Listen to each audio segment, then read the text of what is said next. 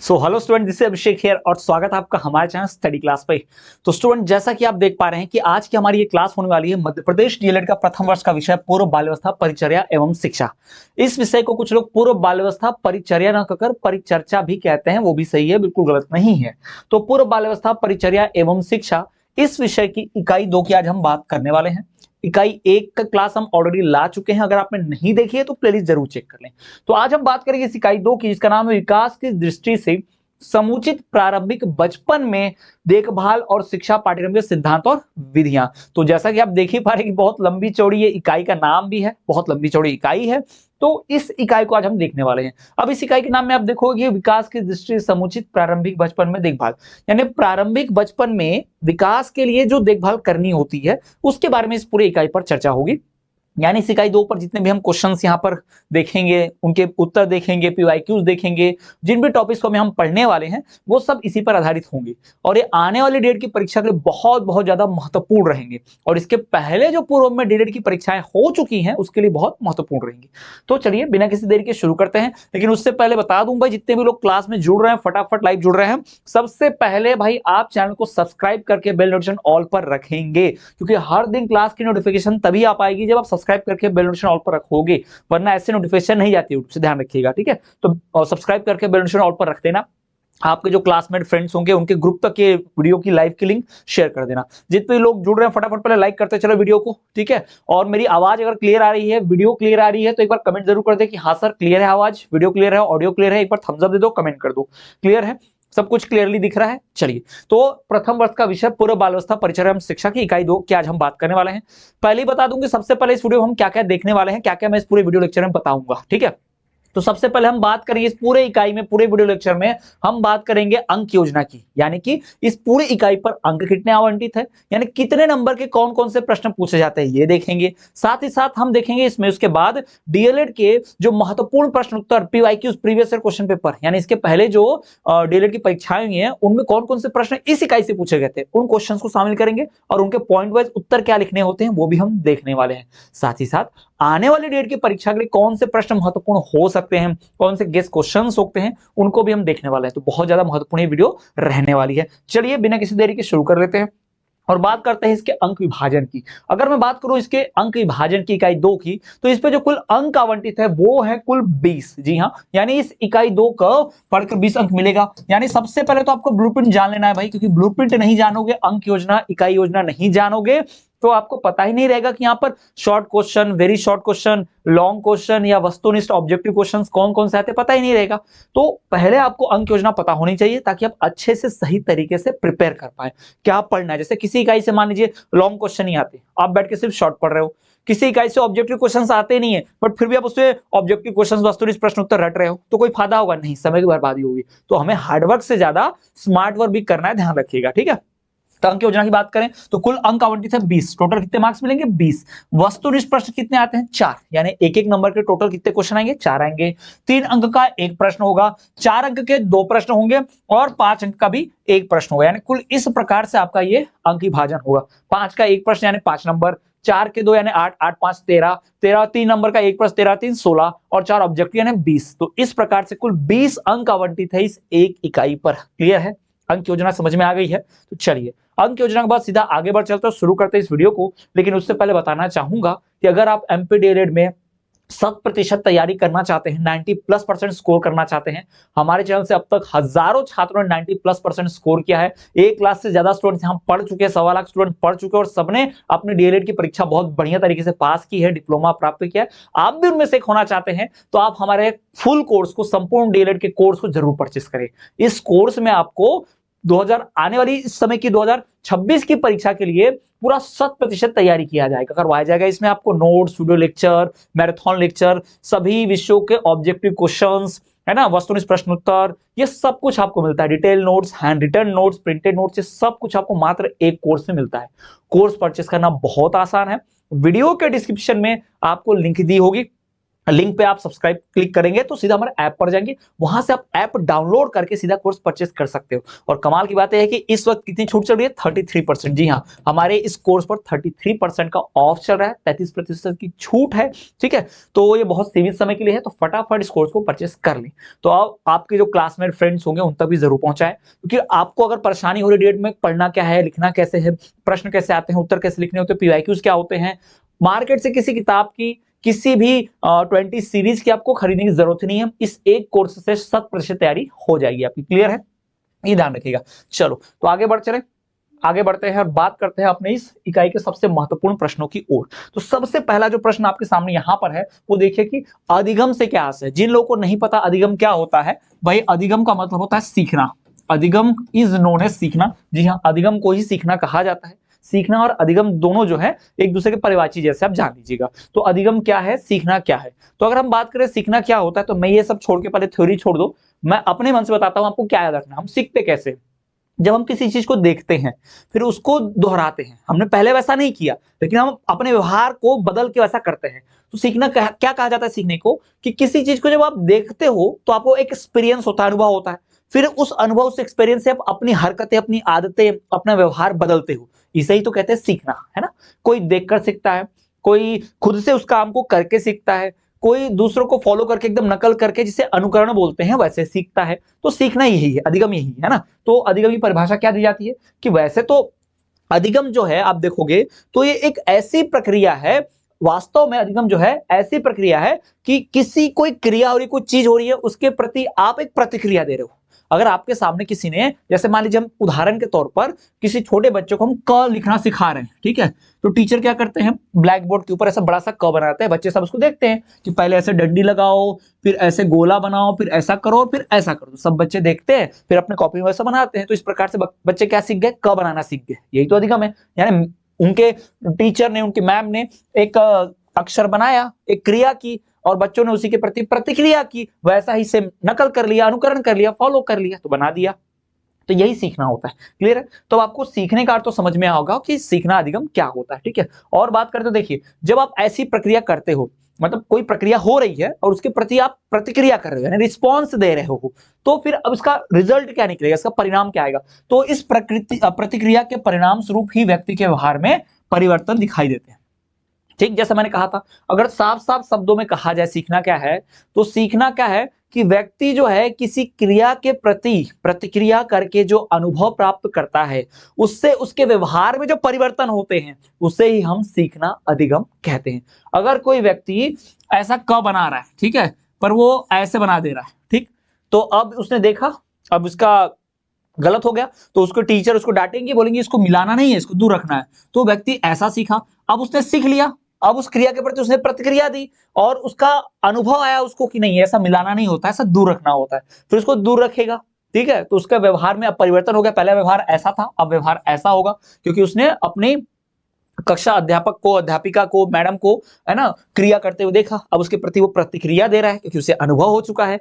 अब जो वो रिजल्ट आएगा, है ना, उसके व्यवहार में जो परिवर्तन होगा, पहले ऐसा मिला देता था, अब नहीं मिलाएगा, तो यही परिवर्तन क्या हो गया, यही परिवर्तन सीखना है। यानी व्यक्ति जो है किसी क्रिया के प्रति प्रतिक्रिया करता है, इससे उसके व्यवहार में परिवर्तन होता है ना, उस अनुभव के स्वरूप उसके व्यवहार में परिवर्तन होता है, उस प्रतिक्रिया से उसको अनुभव आता है, उससे व्यवहार में परिवर्तन होता है। ठीक, तो इससे सीखना कैसे कहेंगे, तो प्रत्येक क्रिया बालक को एक अनुभव प्रदान करती है और अनुभव व्यक्ति के व्यवहार में परिवर्तन लाता है। हर क्रिया से क्या होता है, अनुभव प्राप्त होता है, और उस अनुभव से क्या होता है, व्यवहार में कुछ परिवर्तन होते हैं। तो इस पूरी प्रक्रिया को, यानी क्रिया, फिर उस पर प्रतिक्रिया, फिर उस पर अनुभव आना और इससे व्यवहार में परिवर्तन हो जाना, तो इस पूरी प्रोसेस को, इस पूरी क्रिया, संपूर्ण प्रक्रिया को ही हम क्या बोलेंगे, अधिगम कहेंगे, सीखना कहेंगे। तो आप अधिगम सीख गए होंगे, आपको समझ में आएगा कि अधिगम होता क्या है, सीखना होता क्या है। वैसे अधिगम को ही सीखना कहते हैं। और ये सीखना अधिगम होता कैसे, कोई क्रिया होगी, उस क्रिया के प्रति हम कोई प्रतिक्रिया करेंगे, फिर उस प्रतिक्रिया से हमको कुछ अनुभव हो जाएगा, ठीक है, या कोई क्रिया हुई, हमको अनुभव हुआ, उसके प्रति हमने प्रतिक्रिया की, तो उससे हमारे व्यवहार में परिवर्तन हो गया। क्रिया, प्रतिक्रिया, अनुभव, व्यवहार में परिवर्तन, यही क्या कहलाता है, अधिगम। इन चार चीजों से मिलकर ही अधिगम बना हुआ है। ये पूरी संपूर्ण प्रक्रिया को हमने क्या बोल दिया, टोटल होलसम प्रोसेस को हमने क्या बोल दिया, इसको हमने बोल दिया है अधिगम कह दिया। अब मेक श्योर कि भाई आपको समझ में तो आ गया होगा। अब मुझे लग रहा है कि अधिगम आप सब समझ गए होंगे, बड़े आसान एग्जाम्पल शब्दों में समझाया मैंने, ठीक है। तो ये अधिगम, ये सीखना होता है। क्लियर है? चलिए आगे बढ़ते हैं। अगर समझ में आ गया तो थम्स अप दे दो, यस सर लिख दो कि हाँ सर समझ में आ गया, क्लियर है। ओके, चलिए बात करते हैं अगला प्रश्न, बाल केंद्रित गतिविधियां। भाई पीवाईक्यू है, बहुत बड़ा पीवाईक्यू है, इंपॉर्टेंट क्वेश्चन है। बाल केंद्रित गतिविधियां क्या होती है? बाल केंद्रित यानी बच्चे को केंद्र में रख के कोई एक्टिविटी, कोई गतिविधि करना, ठीक है। तो बाल केंद्रित गतिविधियां क्या होती हैं? देखो, बाल केंद्रित गतिविधि का मतलब ऐसी गतिविधि जिसमें जो गतिविधि होगी, जो एक्शन होगा, उसमें केंद्र में बच्चा रहेगा, ठीक है। जैसे उदाहरण के तौर पर अगर मैं क्लास में पढ़ा रहा हूं, ठीक है, क्लास में पढ़ा रहा हूं, तो मैं ये अपने लिए पढ़ा रहा हूं या आपके लिए पढ़ा रहा हूं? मतलब मैं जो भी बोल रहा हूं, ठीक है। अब बहुत लोग बोलेंगे सर आपका चैनल व्यूज ये सब इसलिए आप अपने फायदे के लिए, भाई वो बात नहीं है। मैं कह रहा हूं कि मैं जो भी शब्द बोल रहा हूं, जो भी ज्ञान दे रहा हूं, इसका सबसे पहला मतलब मोटिव क्या है मेरा, कि आपको समझ में आ जाए। क्योंकि अगर आपको समझ में नहीं आएगा तो वीडियो बना के व्यूज लाइक ये सब कुछ नहीं आने वाला, ठीक है। पर अगर आपको समझ में आ गया, मेन मकसद समझाना है कि अगर समझ में आएगा तो आपको खुद ही पसंद आएगा, आप खुद ही देर तक देखोगे वीडियो को, खुद ही से आप पास हो जाओगे, फायदा होगा, सेकंड ईयर में फिर आओगे कोर्स परचेस करने। तो कहने का मतलब है मेरा मेन मोटिव है कि मैं आपको समझा सकूं, आपको समझा सकूं, यानी आप मेरे केंद्र में हो, ठीक है। तो ऐसे ही गतिविधि यानी बाल केंद्रित गतिविधि होती है, तो हम बात करेंगे इसी के ऊपर। तो बाल केंद्रित शिक्षा द्वारा गतिविधियों के माध्यम से प्राकृतिक प्रवाह में बच्चों का सहज विकास होता है। यानी बच्चे को केंद्र में रखकर बच्चे से कुछ गतिविधि कराई जाएगी तो बच्चा जो है सीखेगा। जैसे बच्चों को खेल खेल में, किंडरगार्टन में, आंगनवाड़ी में, बालवाड़ी जिसे कहते हैं, वहां भी बच्चों को ऐसे ही सिखाया जाता है ना। वहां बच्चे से कुछ खेल कराते हैं, वहां कोई एग्जाम नहीं होती भाई, वहां गणित थोड़ी सिखा रहे बैठ के, पाइथागोरस थ्योरम, बीज गणित, अलजेब्रा, ज्योमेट्री, ज्यामिति ये सब चल रहा है क्या वहां पर? नहीं, बालवाड़ी में उनको बस खेल खेल में सिखाते हैं, बच्चों को ही सारा काम करवाते हैं। काम मतलब झाड़ू पोछा नहीं भाई, बच्चों से कोई गतिविधि होती है, कोई एक्टिविटी होती है ना। जैसे चेयर पे बैठना, मैरी गो राउंड, सारे लोग उठ उठ के ताली बजाएंगे, ऐसा करेंगे, ये चीजें जो होती है, ये एक्टिविटी जो होती है, इससे बच्चा सीखता है। और ये करवाई किसके जा रही है? बच्चे के लिए। टीचर थोड़ी टाइम पास करवाने के लिए करवा रहा है ऐसा, बच्चा सीखे इसलिए वो एक्टिविटी करवाई जा रही है। तो इसमें केंद्र कौन है? बच्चा। शिक्षक की भूमिका बच्चे को प्रोत्साहित करना होता है ना, कि बच्चे मोटिवेट हो जाए, है ना, प्रोत्साहित हो जाए, उत्तेजित हो जाए, जिससे बालक आंतरिक ड्राइव से यानी अपने अंदर से उसको प्रोत्साहन मिले, अपने अंदर से उसको जोश आए कि नहीं यार हमें तो ये करना है, हमें ये काम करते रहना है, हमको ऐसा बोला गया, सिखाया गया है ना। जैसे क्लास में किसी बच्चे की आप तारीफ कर दो अच्छी हैंडराइटिंग के लिए, फिर देखो आप आधे बच्चे लग जाते हैं और अच्छी हैंडराइटिंग करने में, और खुद मैडम से, सर से अपने गुड लेने में। होता है ना ऐसा कॉपी में, हमने तो खुद किया था भाई, हमको तो बड़ा मतलब जलन हो जाती थी यार, इसको गुड मिल गया, इसको वेरी गुड मिल गया है, कलमोही को गुड मिल गया, अब तो मैं भी अच्छी राइटिंग लिखूंगी, मैं भी एकदम मैडम से पूरा वेरी गुड ले लूंगी, वेरी वेरी गुड ले लूंगी मैं तो, है ना। ये एकदम सजा के लिखते थे फिर और बढ़िया से। तो ये चीजें होती हैं, इससे बच्चे प्रोत्साहित होते हैं और अच्छा काम करने के लिए, ठीक है। समझ में आ गया आपको बाल केंद्रित शिक्षक गतिविधि? चलिए आगे बढ़ते हैं। अगला प्रश्न हमारा कि भाई बालकों के प्रयोगात्मक खेल बतलाइए। बच्चों के जो प्रयोग करने वाले खेल होते हैं, प्रयोगात्मक खेल होते हैं, 2022, 2023 और शायद 2020 में भी, कंफर्म नहीं हूं, पर 2020 में भी ये सारे जगहों पर एक क्वेश्चन पूछा गया था, पीवाईक्यूज। इन सभी डेट की, इन वर्षों में जो परीक्षा हुई थी उसमें प्रश्न आया हुआ है, ठीक है, महत्वपूर्ण है। तो ये प्रयोगात्मक खेल एक्चुअल में होता क्या है, प्रयोगात्मक खेल है क्या? तो अगर हम बात करें प्रयोगात्मक खेल की, तो इस प्रकार के जो खेल होते हैं ना, ये बच्चों को और ज्यादा एक्टिव बनाते हैं, इससे बालक और अधिक सक्रिय हो जाता है, ठीक है, सक्रिय हो जाता है। इससे बच्चे क्या होते हैं, अलग अलग प्रकार के, अलग अलग वस्तुओं को छुएंगे, उन्हें देखेंगे, महसूस करेंगे, उन्हें स्पर्श करेंगे और पहचानेंगे कि ये गोल है या बॉल है। आप देखना कभी अगर किंडरगार्टन के स्कूल आप गए होगे, प्ले स्कूल आपने देखा होगा, तो वहां प्लास्टिक की बहुत सी चीजें रखी होती है। प्लास्टिक का स्क्वायर क्यूब रखा होता है, प्लास्टिक का त्रिकोण त्रिभुज ट्रायंगल रखा होता है, प्लास्टिक की बॉल रखी होती है। तो बच्चे एक एक चीज को छू कर देखते हैं कि हाँ ये तो बॉल होती है, बॉल हमेशा से गोल होती है ना। बच्चों को कुछ बता दो गोल, अरे गोल क्या होता है, छोटे बच्चों को क्या समझेगा गोल, गोल का मतलब क्या होता है, गोल आकार क्या होता है, पर उसको दिखा दो बॉल, हाँ ऐसी कुछ चीज रहेगी तो बॉल कहलाएगी। ये बच्चा समझ में आ जाता है उसको, क्योंकि वो वस्तुओं को स्पर्श करके देखता है ना, और उन सब वस्तुओं से वो क्या करता है, और भी क्रियाएं करता है। जैसे उन वस्तुओं के एक ऊपर एक रखना, उन वस्तुओं को क्या करना, एक के ऊपर एक रखना, उन वस्तुओं को एक दूसरे से अलग करना, उन वस्तुओं को एक दूसरे से जोड़ना भी। तो आप देख रहे हो पजल्स भी आते हैं, कैसे उसमें एक एक प्लास्टिक का टुकड़ा फंसा के बिल्डिंग बनाना है कुछ कुछ, या शेर हाथी ऐसा कुछ भी बनाना। देखते हो ना डायग्राम रहता है, ऐसा कुछ बनाते हैं जोड़ जोड़ के। नक्शा बनाने का भी आजकल आने लग गया है, यूट्यूब पे मैं कई बार ऐड भी देखता हूँ छोटे बच्चों के लिए, वो नक्शा फिट करना, जिससे बच्चे को नक्शा याद हो जाए भारत का राज्य कौन सा है, कहाँ है, किसके बाजू में, कहाँ फिट होगा। तो इस तरह की चीजें भी आती है, तो इससे बच्चे को सारी जानकारी मिलती है। बच्चा अपने आसपास के वातावरण, पर्यावरण, इन सब से भी जानकारी इसको मिल जाती है जब हम उससे प्रयोगात्मक खेल करते हैं बच्चे के साथ, है ना। तो प्रयोगात्मक खेल बच्चों को होना चाहिए, बच्चे खेल खेल में ही सीखते हैं। अधिगम का सबसे बढ़िया तरीका है बच्चों को खेल खिलाना, क्योंकि उसी खेल के माध्यम से हम उनको नॉलेज दे सकते हैं, सिखा सकते हैं, ठीक है। तो ये खेल जो है बहुत बहुत आवश्यक और जरूरी होता है, ठीक। चलिए आगे बढ़ते हैं, अगला प्रश्न। अगला प्रश्न है कि खेल के प्रमुख प्रकार बतलाइए। खेल के जो टाइप्स होते हैं ना भाई, खेल के भी कई प्रकार होते हैं। अब आप बोलोगे सर क्रिकेट, वॉलीबॉल, फुटबॉल, नहीं भाई वो प्रकार नहीं खेल के, है ना, वो तो खेल का उदाहरण जैसा हो गया, अलग अलग प्रकार के खेल ही हो गए। हम खेल के प्रकारों की बात करेंगे। ऐसा खेल, अब देखिए ये जो प्रकार बनाए गए हैं ना, ये बनाए गए हैं किस तरीके से खेले जाते हैं और इनका मकसद क्या होता है, उद्देश्य क्या होता है इन खेलों का। तो खेल के प्रकार की बात करें, पहला है परीक्षणात्मक खेल। इसमें परीक्षण करते हैं कि इसको आता है कि नहीं आता है, जो सिखाया गया है उसकी परीक्षा लेनी होती है, तो परीक्षणात्मक खेल। गतिशील खेल, ऐसा खेल जिसमें गतिशील यानी भागना, दौड़ होगा, इसमें शारीरिक मेहनत होगी।